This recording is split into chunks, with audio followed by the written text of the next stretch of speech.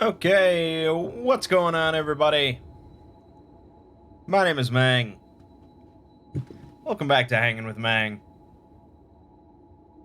Today, playing a little bit of Anime Souls, also known as Code Vein. I haven't. This is my first time playing through the game, and it's interesting. It's an interesting game.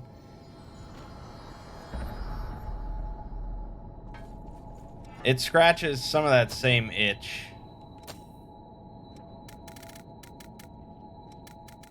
Keep yourself safe out there. You know, the Souls itch. You're ready. It's a little, I don't know, floatier, I guess. I really gotta turn that down. Hold on.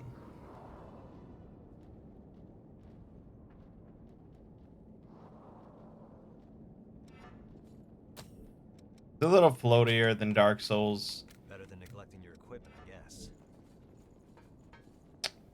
but, and I'm not like paying attention to the story whatsoever. I just want to kill things. There's a lot of them. Don't get surrounded. I like, Might be able to open it with a key. I like all your build options and stuff. With like, between your weapon, your little blood veil, your blood code, and then you can sort of like mix and match active abilities and passive abilities. I like having that many options. Watch out for an ambush. What's that? Let's find the key.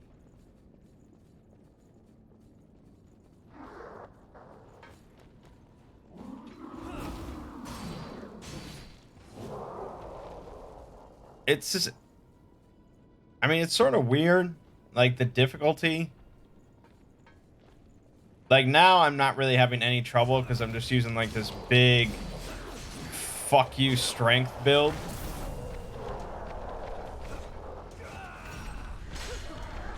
Where you can just like block everything and hammer down in like 4 hits.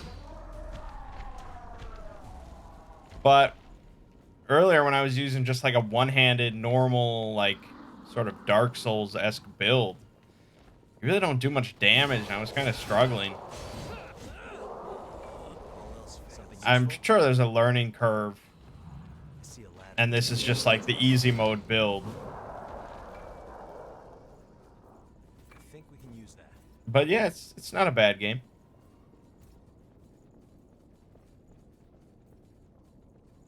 From what I hear, the DLC is garbage, so I didn't even buy like the deluxe edition.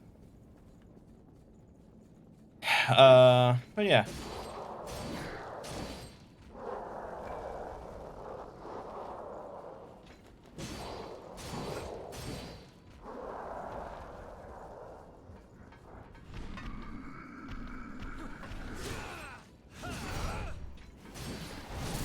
So this week had some more computer nonsense to do, which I feel like I finally sorted everything out. Basically, Get down from here. what had happened was a little while back, like a couple months ago, I bought a new computer. Be careful. I didn't really need a new computer, but I was having some issues with the one I had, which was, it was not brand new at that point. And I had spilled Coke in that computer, so I'd been having some issues with it. So I'll just buy a new computer. And in the old days, I would have just like put it together myself. I would have bought all the parts. I probably would have had my brother help me, so I don't fuck anything up too bad. But I would have just assembled it myself because it's really not that complicated, you know. Building your own computer is not that complicated. But nowadays, it's like, I don't want to deal with any sort of issues. You know, I don't want to deal with, like, fuck. Get out of here. No, I said get out of here.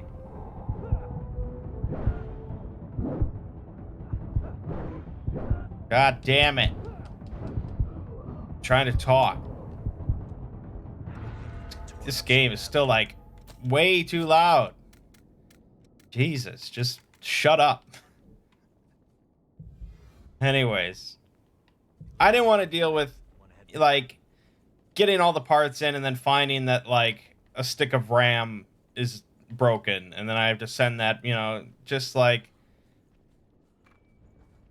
And I have no idea about cable management and stuff like that. And I'm just like, screw it. I'm just gonna buy like a custom PC and let them put it all together, make sure it all works, and get it done, and then I can just use it, and that's it. Because the prices for stuff like that are way better than it used to be. You know, it's pretty competitive nowadays. It's not a scam. Whether you're buying like a custom one or even like just a pre-built from like Dell or something, you know, it's not. In the old days, I would have never recommended anyone do that. Because it's, well, I mean, like, in my family, because it's like, we'll just put together a computer for you. It's fine. But now it's not that big of a scam. You're still paying a premium a little bit, but it's not too bad.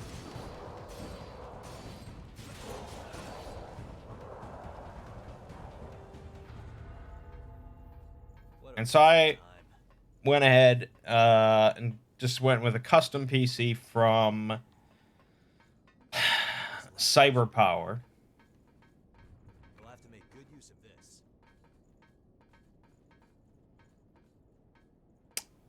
And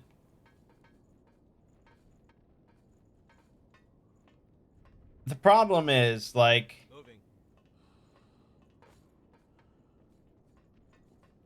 if you don't really know anything, and I'm not that knowledgeable about, like, computer parts and things like that. I really don't spend much time looking into it. I can put together a computer, but, like, fan configurations and, like, you know, like, little specifics about optimal builds and stuff, I'm not too knowledgeable about. And I don't know, I feel like if you're when you're building this, configuring this custom PC, you can make decisions that are not exactly, like, optimal. You know, with, like, how many fans you want. And they don't say, like, hey, maybe you want to do this instead. Maybe you should do this.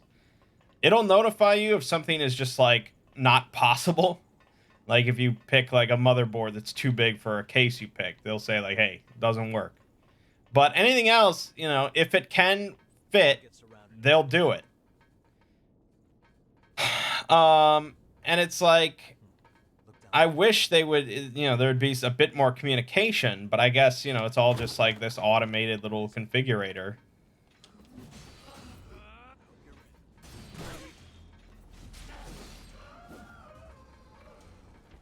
And so basically what ended up happening with the computer that I got was it was just too loud. And I don't know if most people would consider it too loud. You know, that's sort of, I guess, a little subjective. But the computer that I had, the Coke computer, as it is basically near silent when not, like, gaming or anything. Like, if you're just sitting there, it's near silent. And that's what I was used to, and that's what I like. because oftentimes when I'm just like working on videos and stuff, if I'm like editing or whatever, I generally just sit here in basically silence. You know, I don't have like music playing or whatever. I'll just sit here in silence. And so having a silent computer during that time is really just ideal.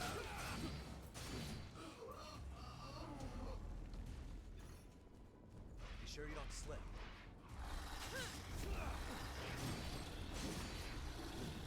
And this computer that I had gotten, because I guess I had gotten, I don't know if the issue is too many fans or just the fans that I had picked were just loud. I don't know exactly the root cause of it. We've got ourselves a shortcut. But even just sitting there idle, it was just loud. I mean, it was audible. It was noticeable. And I just couldn't stand it. I mean, it was otherwise a great computer. I mean, it's certainly the fastest computer I've ever had. It was really cool, but I just could not handle the noise.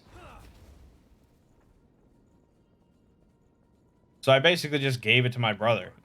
Heal up here. At the time I was just upset, and I was like, just because I had given him the Coke computer, you know, that's what it. There you go. It just hand me down, I guess. But I was like, sure, I need my silent computer back. I need it. I need it. So, you know, it was sort of annoying because we had to keep like wiping computers and swapping them back and forth. But, yeah.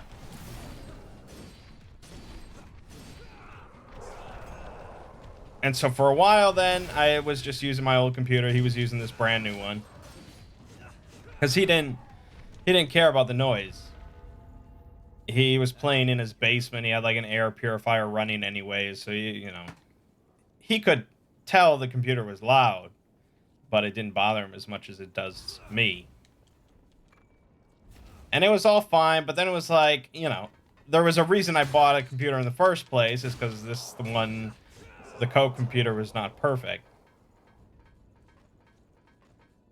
Hey there, Razorback.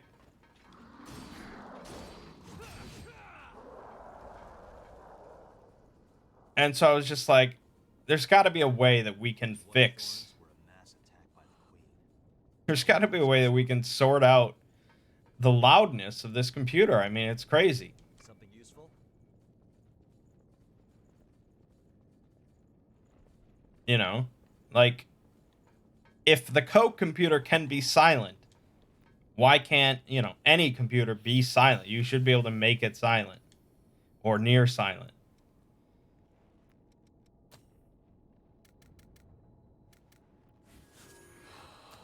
So Our objective is the queen. he brought over the brand new one. And we just sat there, we took it apart. And we decided to just like unplug every single fan in the computer. And then just start plugging them in one by one to see where the loudness really comes from. And with every fan unplugged, of course, it was pretty much completely silent. The only fan you have is the power supply, and it was basically silent. And we quickly found the culprit. The culprit was these Corsair fans. I believe it's the LL120, I think.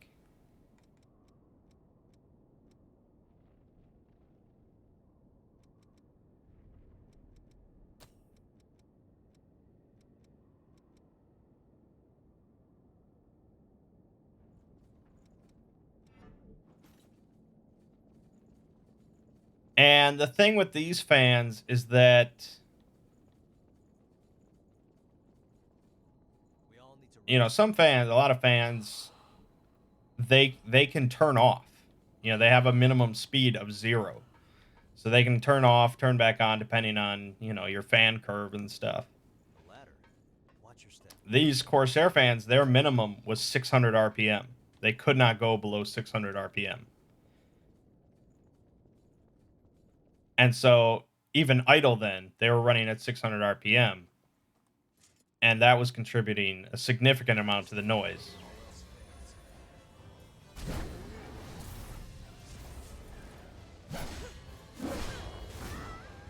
Fuck.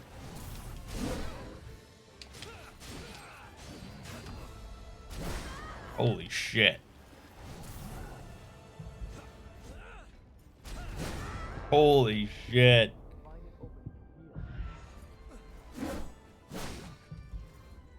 So we basically just like unplugged the Corsair fans, moved a few other fans around. And so at this point, I wouldn't say the computer is silent. There's still like just a bunch of small fans in there that are causing like a hum. But it's way better. It's pretty much acceptable for me.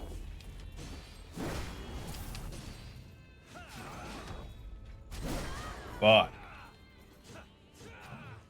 And yeah, I'm much happier. Because the computer itself, like I said, is just a beast. It's like a god computer. Oh my god. Like, I'm rendering videos now in like 2 minutes. It's pretty great.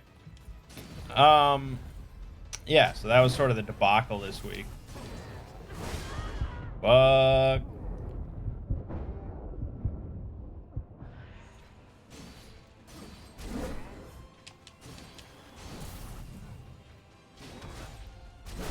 Oh yeah, that's the riposte.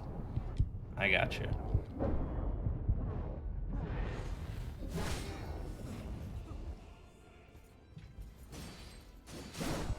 Fuck.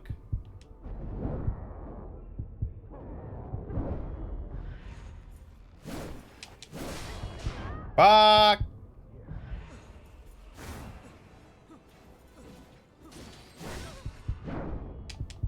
Got him.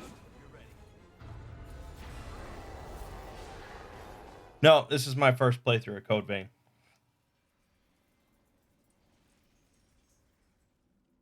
And I know it's heretical for some that I skip cinematics, but I mean it's just like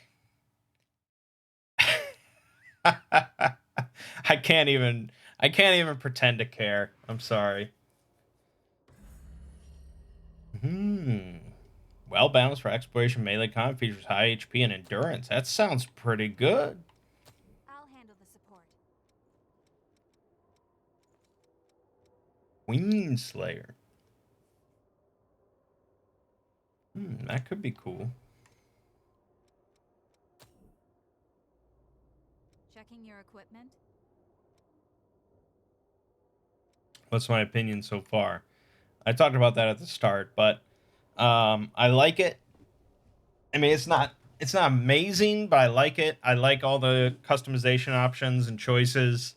The combat feels a little loose. You know, it's not like it's a little light. It's not as like weighted, I guess, as Dark Souls is. Like your attacks don't seem to have the same significance behind them, I guess, as in Dark Souls. I don't know if it's an issue with like staggering or poise or I don't know exactly. I mean, enemies do get staggered. It's just sort of, I don't know. It's a different feel. But I mean, overall, I like it.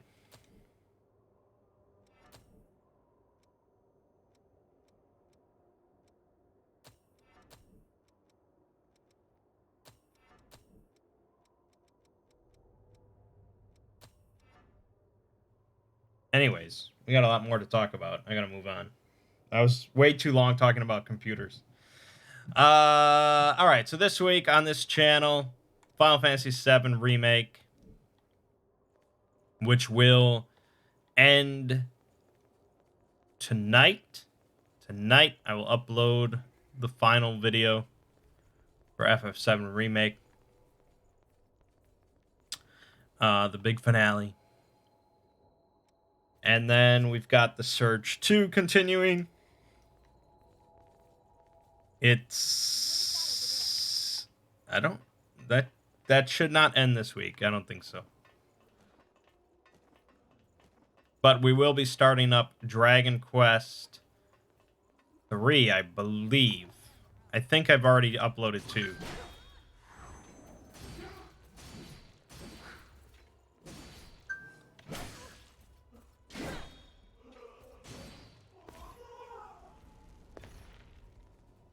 So I'm like 3/4 of the way through Dragon Quest 6 now.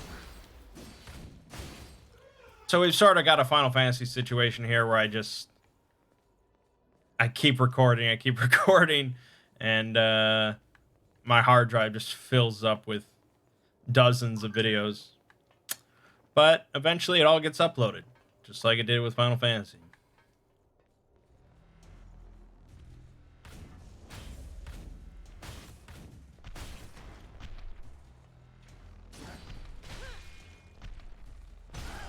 What? I blocked that shit.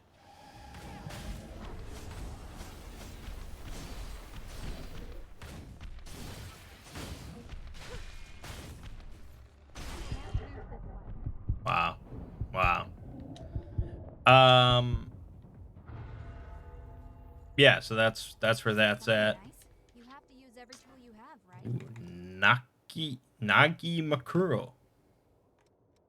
That sounds like a weapon, all right. It's in here somewhere.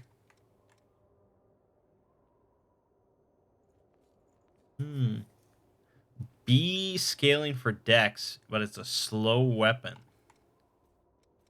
What am I supposed to make of that? I mean, maybe it works. Why does it keep switching to Queen Slayer Claw? I don't want that.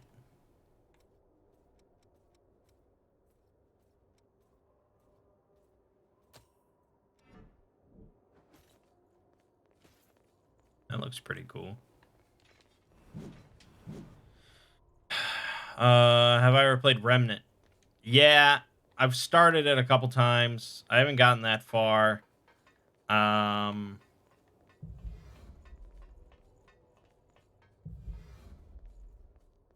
It seems pretty cool, although both times that I've tried to get into it, it felt really repetitive. I don't know. It seems like it'd be a lot of fun co-op. So maybe at some point for Two Brothers Play would be cool. I'm not sure. There's a lot of things we want to do for Two Brothers Play. And then we also recorded Two Brothers Play Dark Souls yesterday.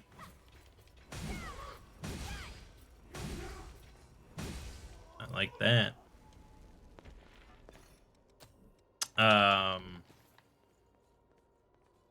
Lego has committed to doing a third episode, so we're going to keep going with that.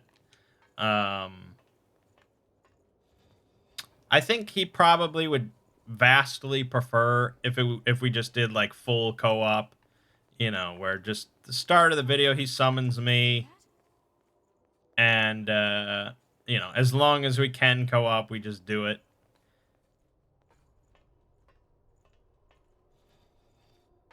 But I just don't know. I just don't know how that would,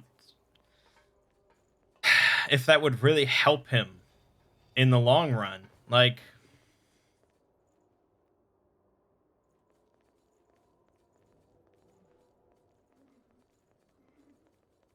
it's like I said, it's not that I demand that he has the true Dark Souls experience and he beats it himself and he gets good, but he does need to get better.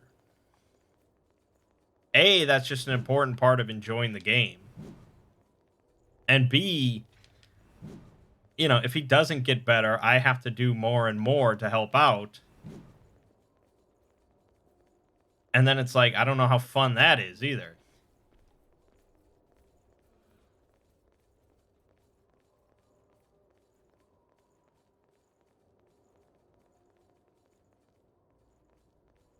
Okay, yeah.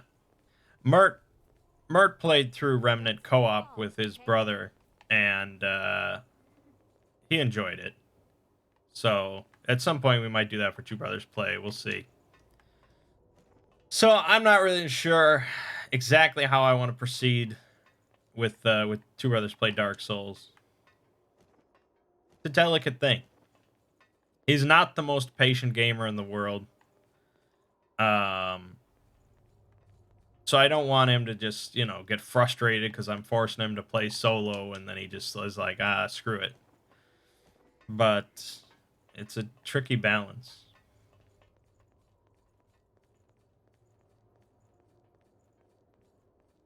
Looks like from up Yeah, so that's what's happening here. I'm playing through The Last of Us Remastered again on my own in preparation for Last of Us Part 2. I still have not been spoiled whatsoever about that game, about what people are angry about. I still have no idea. So that's not an invitation to leave a spoil in my comment section. You would just ruin a happy man's day. But yeah, I'm pretty hyped for that. I mean, the story, it doesn't really matter to me. I don't want to be spoiled, but the story doesn't really matter that much. As long as the gameplay is fun, that's what matters.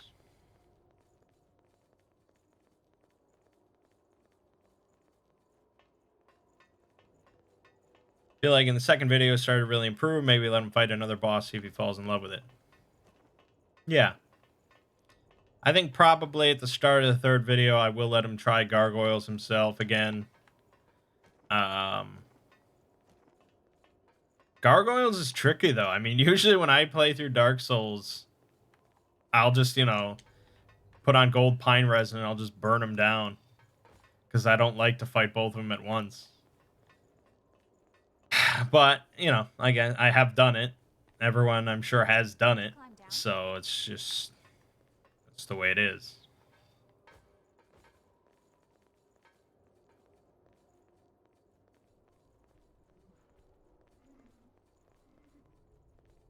What does that sound? Oh, hello. One of the Lost is invaded. Great. That's what I like to hear. Yeah. Anime, yeah. Anyways, over on the Exploring series.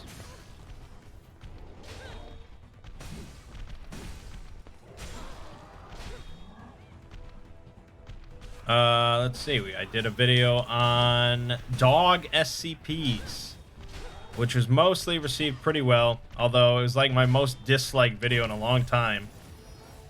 Because at the end of the video, I made a remark about how cats are the better pets. And it was meant to be pretty tongue-in-cheek, the comment. Because it's like, you know, I did a video on dogs first, before cats. And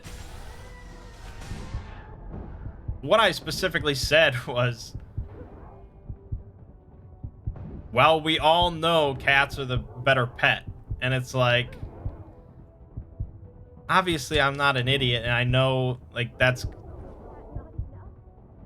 I mean, I knew that it was going to get some flack, but I was surprised by, like, dislikes. Not that a dislike means anything. A dislike literally has the same effect on your video as a like. It is like, in the algorithm's eyes, it is equal.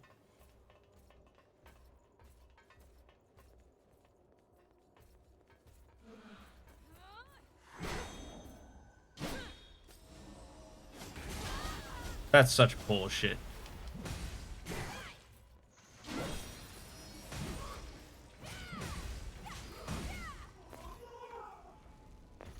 Anyways, so yeah, it doesn't really matter. This week I worked on SCP 5001 Sacrosanct, which is it was another 5,000 contest entry about the Foundation finding this massive facility this super advanced facility. They don't know who built it. They don't know when it was built. But it seems to be containing some sort of super powerful entity. But they don't know what the entity is either. So it's very mysterious, and things get unraveled as you go. And it mixes in with some popular groups of interest. It's a good little SCP. I like it.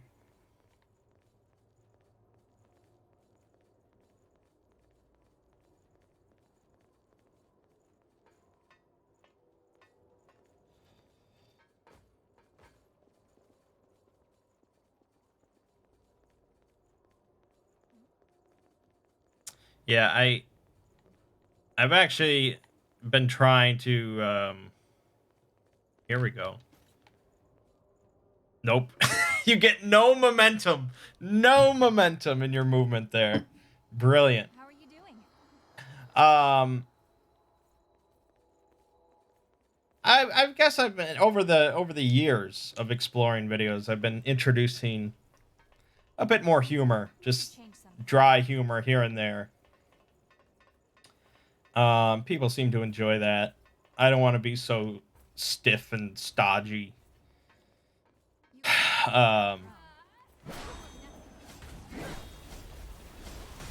So that'll probably just, I mean, they're not going to become like humorous videos. That's not really the goal, but little jokes here and there can't hurt. And honestly, I mean, making like controversial statements like that, even if it is a joke that gets people riled up, they comment, they dislike. Honestly, that's only good for your video. I mean, this is why like drama videos are so popular, because they just get massive amounts of interaction. And the algorithm's like, oh, people are talking, people are liking, disliking. Let's hit it up.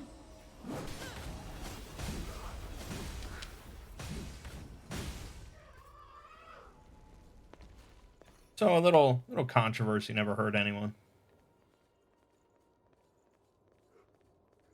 Just a little though, not a lot.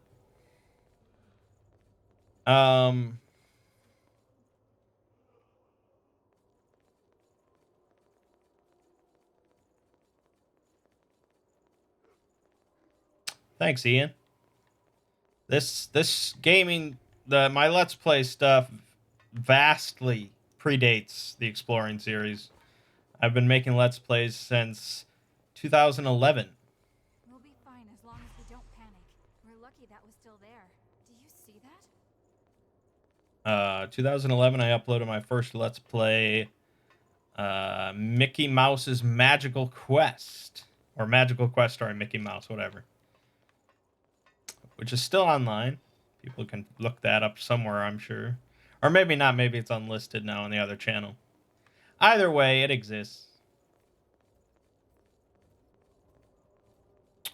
Then I achieved a bit of notoriety by doing a Skyrim Let's Play before the game officially launched. That got a lot of views. There were a couple like articles that mentioned it on the internet. That was cool. That was my 15 minutes of fame before I actually like, you know, sometimes you get more than 15 minutes of fame, I guess.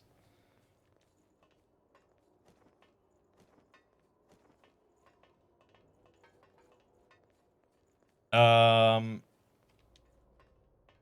yeah, I've just been doing Let's Plays ever since.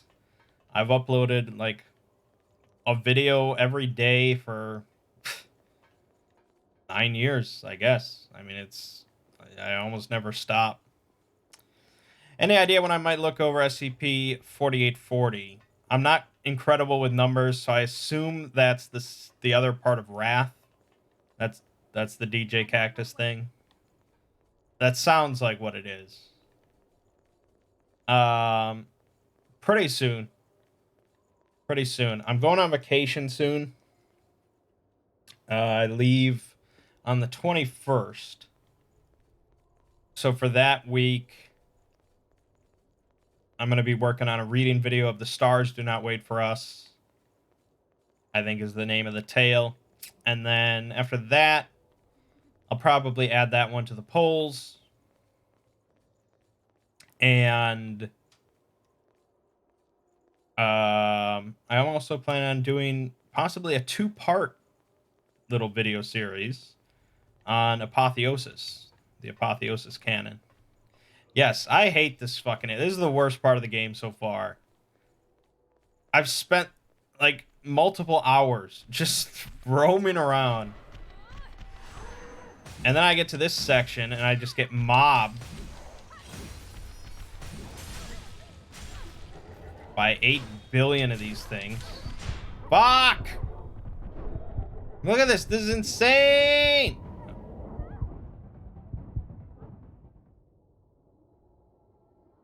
Now I have to try and find my way back there. We can do it. Anyways, what was I talking about?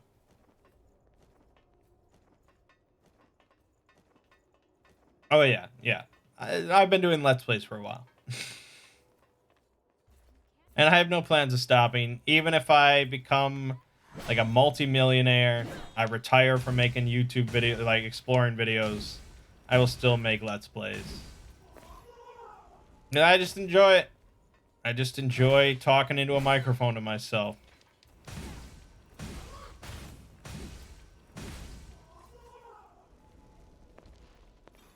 There are games I'm like, oh, I kind of want to play that, you know. I just want to play that. But then I think, oh, I'd rather play it, but talk into a microphone to myself while I play it.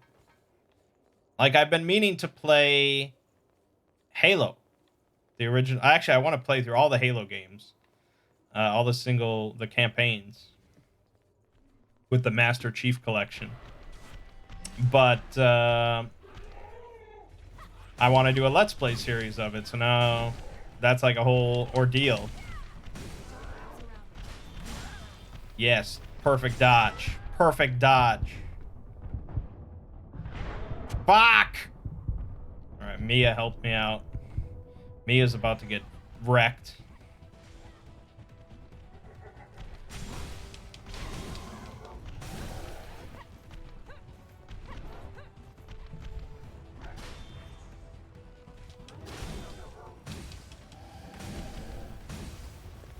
I mean, it doesn't help I'm using like this unupgraded weapon. You have to use every tool you have, right? Be careful you don't heal too much.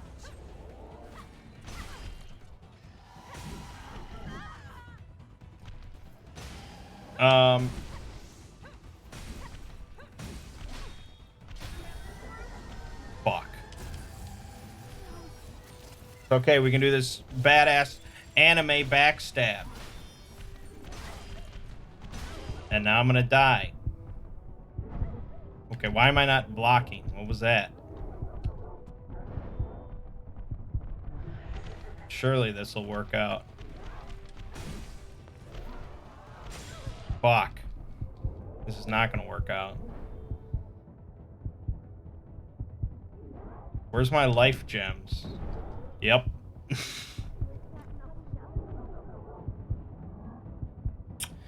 Has the exploring series become boring to make after so many, or do you still enjoy making them?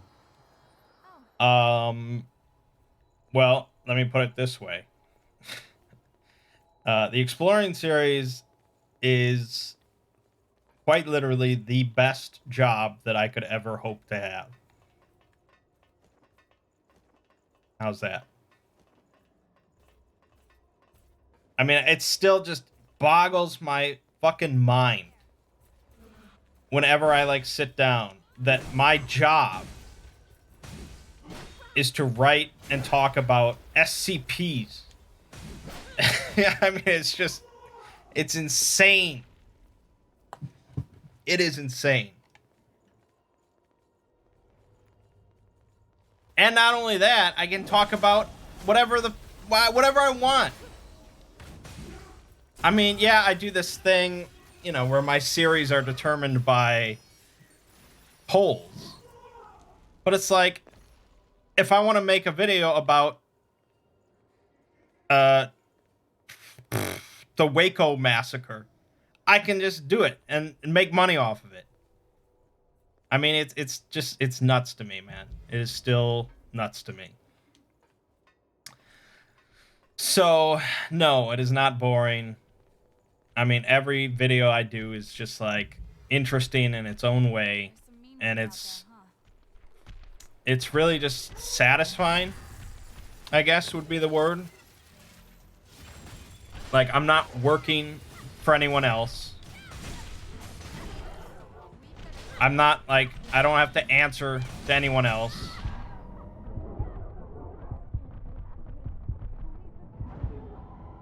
And, like, the results, you know, what I produce is entirely through my own efforts. So, if, like, what I mean is, like, if something happens with the Exploring series, like a video or what, you know, it's because I made it happen. And that's just really satisfying. I imagine that's sort of like running your own business, you know, where you're just in control of things. You live or die, you succeed or you fail because of your action. Not all the time, obviously. Things crop up, whether you're running your own business or, for me, you know, YouTube problems or whatever. But like, my videos I put out are because of my efforts, and there's just something satisfying about that.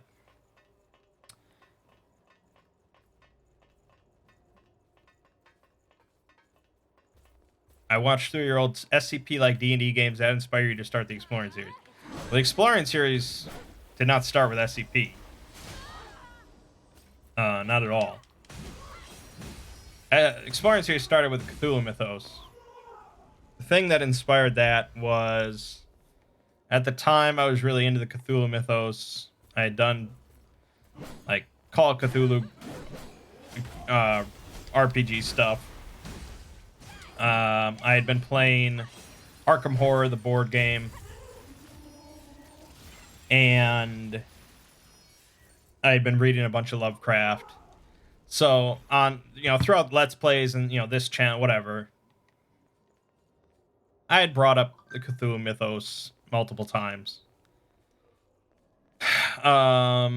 And I think at one point I just like Googled the Cthulhu Mythos or something like that on YouTube. I went and just searched like Cthulhu or Cthulhu Mythos. And I saw a video. I didn't even watch it. I did not even watch the video that inspired my career. I just saw the thumbnail. And it was titled like The Cthulhu Mythos Explained. And it was like 15 minutes long. And I was like, you cannot explain all the Cthulhu Mythos in 15 minutes. That's crazy. And I was like, someone should make a series that goes into way more detail. You know, and explains like Cthulhu and Nyarlathotep and Azathoth, you know, and they each get their own video. I'm fucking dead again. This is nuts. And so I was like, well, why don't I just do that? I have a channel. I know some stuff. I could probably make that. And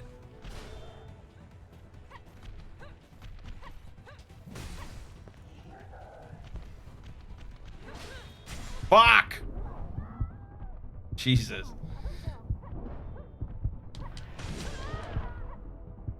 And so I decided, I was actually originally planning to just do like an off the cuff, just like this, and just talk about things. When the going gets tough. I decided, no, maybe that's not, I tend to ramble a lot and I'm not as eloquent and stuff. Maybe I should write a script for it. I'd never written a script for anything before, for a video. And so I put out Exploring the Cthulhu Mythos, Cthulhu, and that ended up being pretty popular. I don't know if you've heard, but the game Smite just announced a new character. Cthulhu character looks awesome. Is Smite a MOBA? I don't tend to play... Actually, I don't tend to play any competitive games. Aside from like Call of Duty and Overwatch, I guess. I was maybe thinking about checking Valorant, but I don't know. Did D&D sort of lead into your exploring channel? I mean, not really. It's more just the fact that I had been making, I mean, I guess a little bit. For a long while, like over the last 5 years or whatever, I had been doing Let's Plays a while, and I started branching out into all sorts of different types of videos. So I did board gaming videos, I did RPG videos, I did Mangg food, I did my little cooking channel. I did Mangg's movies, where I did like reviews of shitty movies and stuff. So I was just experimenting with all sorts of stuff, not necessarily to get popular, although that was part of the intention. And so the exploring series was just like another thing that I thought I could try.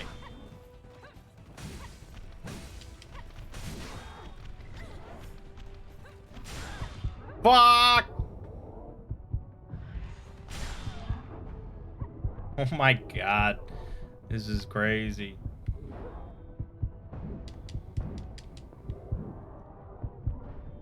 I mean, Mia's fucking dead. I gotta deal with this bozo. Of course, I can't dodge for shit ass.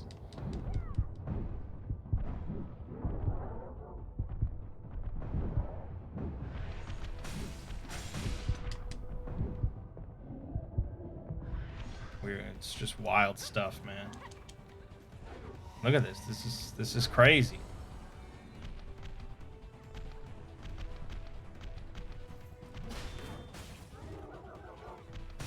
I've got to like hit and run.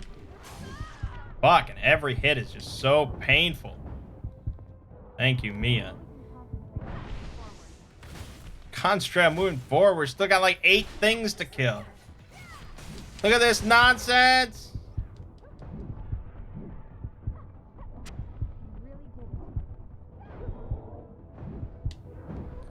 Oh my god. Mia, just hold on. Oh my god, there's even more.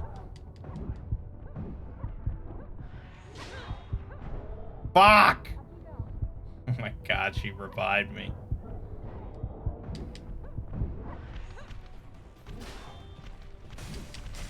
No! She's not gonna revive me again.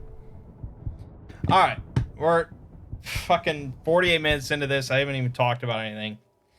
I gotta just stop. Alright, thanks, Ian. Thanks for stopping by. Anyways, let's continue. Let's talk about... Sure, I will absolutely take hints. Let's talk about role manging. We did a one-shot on Monday. This is an inter-campaign one-shot between campaigns.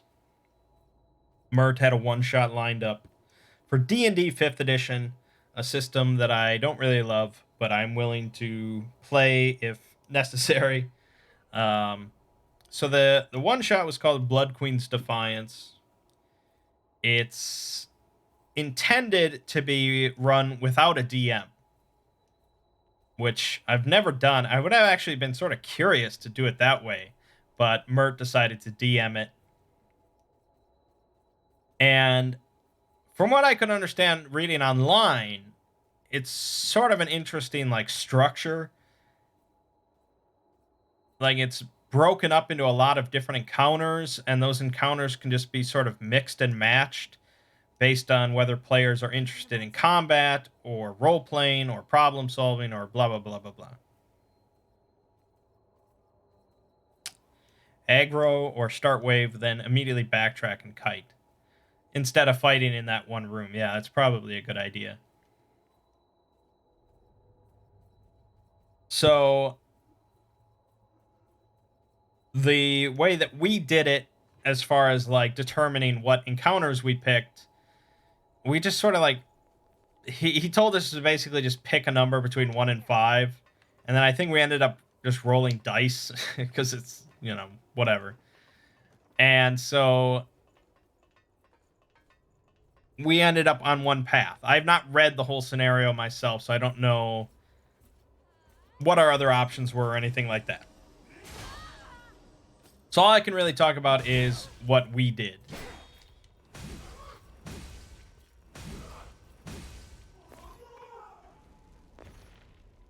So I was playing as Korg the Wanderer, a Minotaur blood hunter who's basically a Sarkite in everything but name. But he's a Sarkite that's willing to work with other people so that he can experiment on living subjects. He's a one-shot character for sure.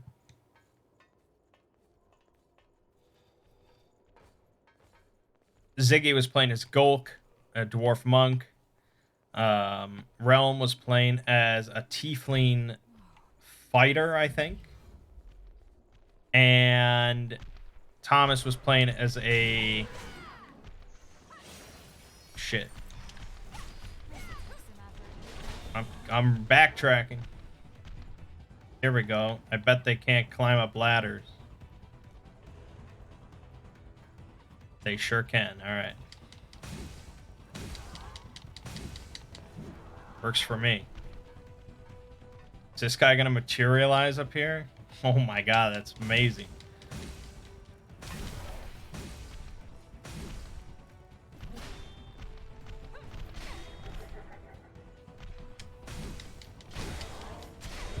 Oh no.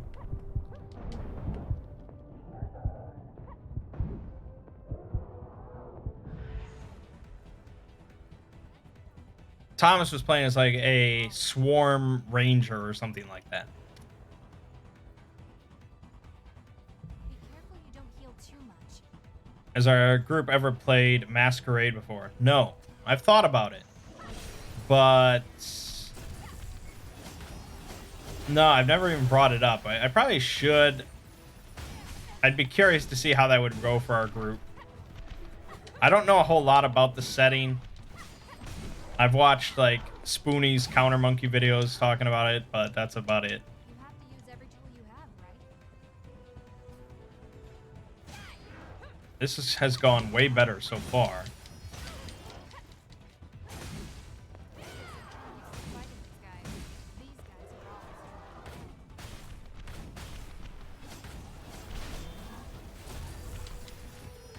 always Anime backstab! Nice. Oh my god, Mia's fucking him up today.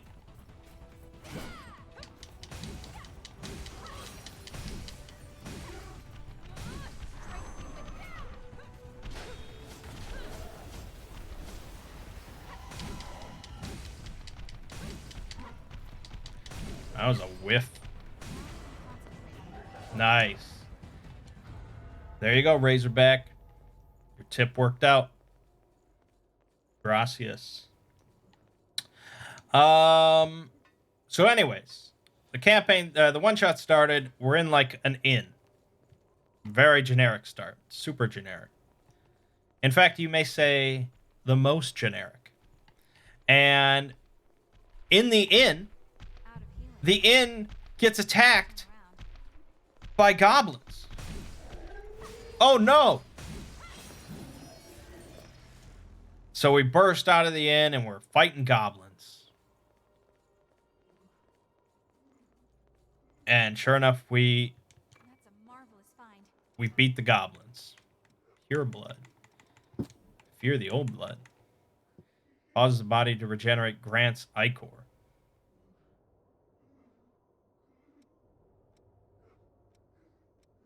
Okay, that doesn't seem that insanely awesome, but okay. So we kill the goblins. I managed to take one of the goblins alive. I strap him to one of the tables in the inn, He's unconscious though. I need to vivisect this guy, and I want him to be conscious. Okay. So I'm trying to get him awake. The others are all talking about, how strange this goblin attack is, and Mert basically just like randomly dumps exposition on us that there's really no way we could have known about the Blood Queen, and yeah, these goblins are clearly being controlled by some outside force. Goblins would never just attack an inn. Heaven forbid. And these goblins have like this weird tattoo or something on their heads. So I like flay the skin off of the goblin's head, and I take this little tattooed piece of skin, and I put it on my shoulder. And Mert's like, all right, any goblin that ever attacks you has disadvantage. And I'm like, all right. I mean, that certainly wasn't my intention, but it works. Oh, there's something up there. Oh, yeah. Oh, big fall. That little damage, huh? Brilliant.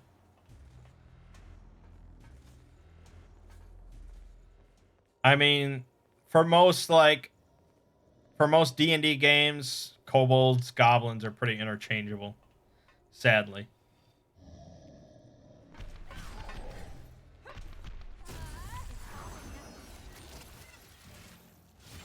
But as I'm trying to wake the goblin up, I critical fail, and it dies, which pisses Korg off. So we head off to find more goblins that are apparently out there. So that leads to the next little encounter. We come across this, we head out into the forest, because that's apparently where the goblins came from.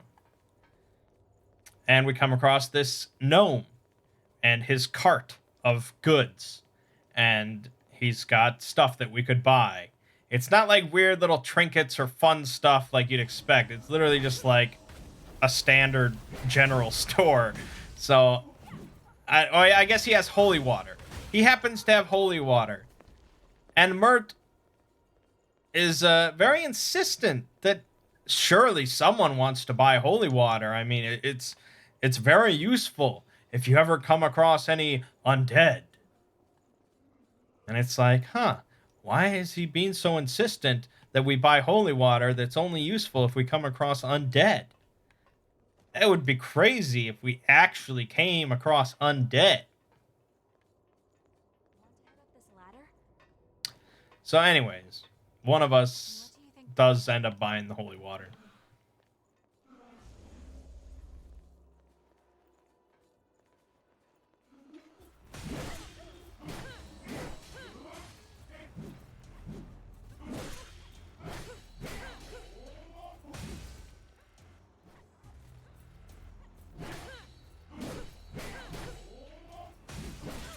Like, look at that fucking poise, man. It's insane.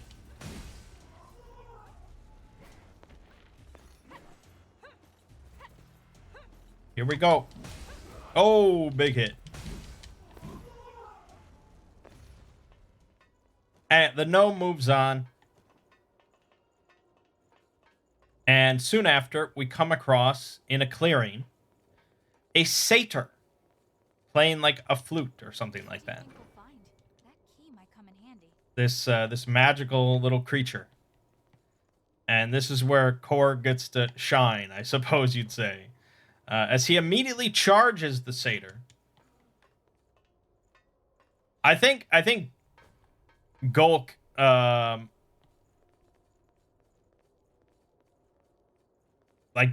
looks at him and like gives him permission to kill him or something like that. It's like, all right, Gulk says it's all right. So Korg immediately charges the satyr.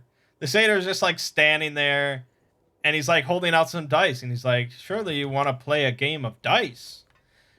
Because I'm sure that's what the one shot says. The satyr just passively offers a game of dice.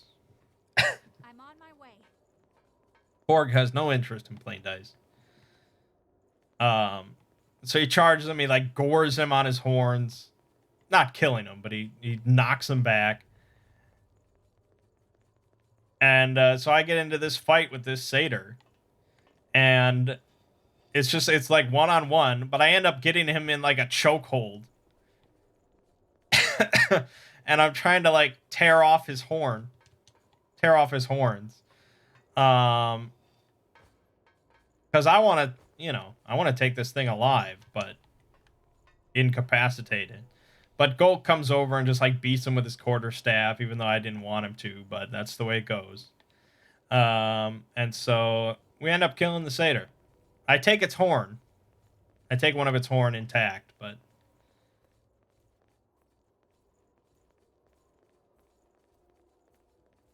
yeah, we murdered it. It's all good. How does a priest make holy water? Is that the start of a joke, or are you asking? It won't open. Let's try to find another way. Moving on, after that encounter, we come across a treant. So a big walking tree. Big walking, talking tree.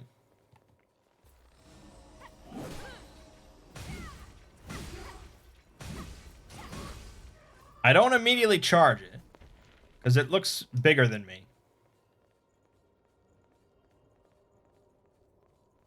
How does a priest make holy water? He boils the hell out of it. Alright. It was a joke. That is a joke. That is what I can say about it. You can't go ahead on your own. This looks new. You can't go ahead on your own. What the fuck?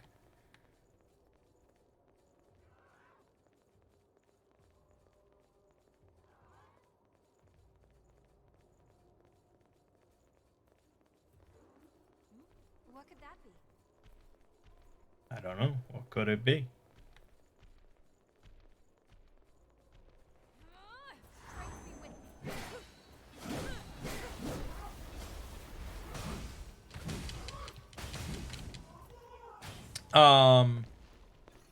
Yeah, we fought Phil from Hercules, and I ripped off his horns, and we killed him.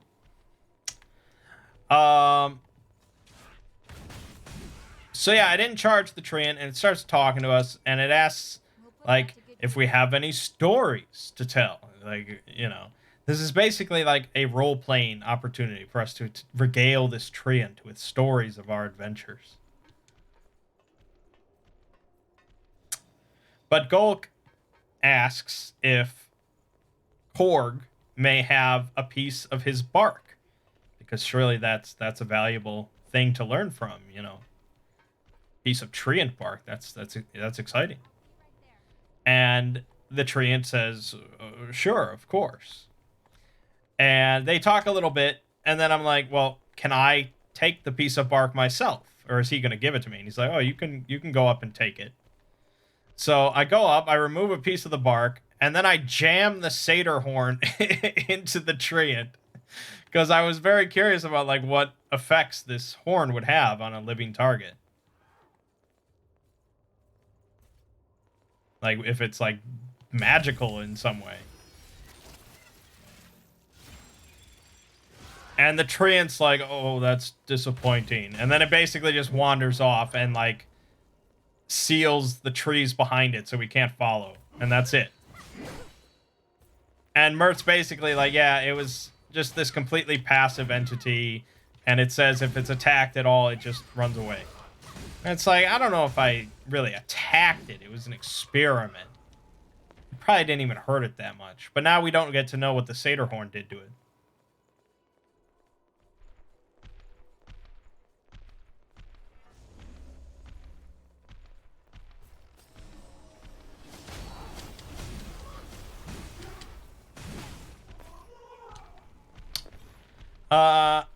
Then we come across another encounter.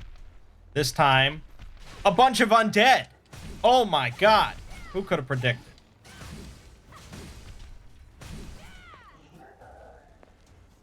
So we get into a fight with a bunch of undead. We kill them all. That's it. Nothing else to say. And then, We move on, and we come across a bunch of goblins. And I charge into the goblins, and we fight the goblins, and we kill all the goblins. This one, I get to take one alive. I vivisect it. It's all good. Mert's like, all right, if you fight any more goblins, you'll know something about their anatomy, or you'll get some sort of benefit. It's like, yes, all right, perfect.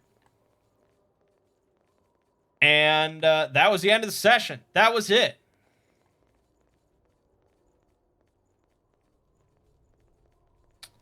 And I mean, look, it wasn't a bad scenario. I just think it was sort of a bad scenario for us. And what I mean is, this is a scenario, this is like a little campaign or whatever. This is a module that I would very gladly, very willingly run for, like, my family. Like my mom and my sister, who only recently started playing RPGs. I think this is a great thing for that, because it felt like an introductory, like, RPG scenario. Like, you're fighting against goblins at an inn, and you have an opportunity for role playing with a treant and with a satyr, and you can do some stuff with this gnome, and nothing's very offensive or difficult to solve. There's no tricky morals or anything. It's all just very straightforward, very simple, very tranquil. So I don't have anything against the scenario itself. I don't have anything against how Mert ran it. It's just, for our group, we tend to do like big sandbox craziness where we go hog wild and we do some crazy shit. Because we've been playing RPGs now for nearly a decade, like, straight. So this stuff seems very, well, basic. There's nothing wrong with that. It's just not challenging or especially interesting to us, or at least to me. I can't speak for everyone. But that was my feeling, is that this is what I would run for my mom and my aunt. But that's pretty much it. Want to take a bit of a break? I mean, if Realm wants to comment on what he thought of it.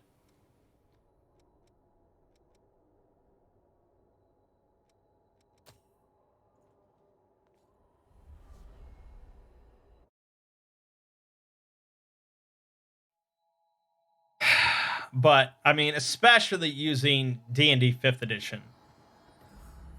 And this is sort of my point of why I'm not crazy about D&D 5th edition, is like, if you took that exact same scenario, but you put it, and if we ran that scenario using Dungeon Crawl Classics, where like a single arrow shot from a goblin could kill you, that would have been way more interesting. We would have had to have been way more strategic and inventive and creative with how we handled these different situations. Because we couldn't just charge into the group of goblins and slaughter them with really no repercussions whatsoever, and no worry that, oh my god, I'm going to die. I mean, none of us were close to dying, really. But DCC, if you're in there with Dungeon Crawl Classics, like, holy shit. We have to like prepare an ambush on these goblins. We have to be lucky. I mean, it's like, it would just be way more interesting. Yeah, Stars Without Numbers, that's a good system. Because that's an OSR game. It's meant to be, well, for one, it was a sandbox game, which we tend to prefer, and two, it's just, well, it's not D&D 5th edition. I'm sorry. I'm biased, I guess. Even though I'm doing a series on D&D lore. It doesn't mean I don't like D&D lore. I just don't care for newer D&D.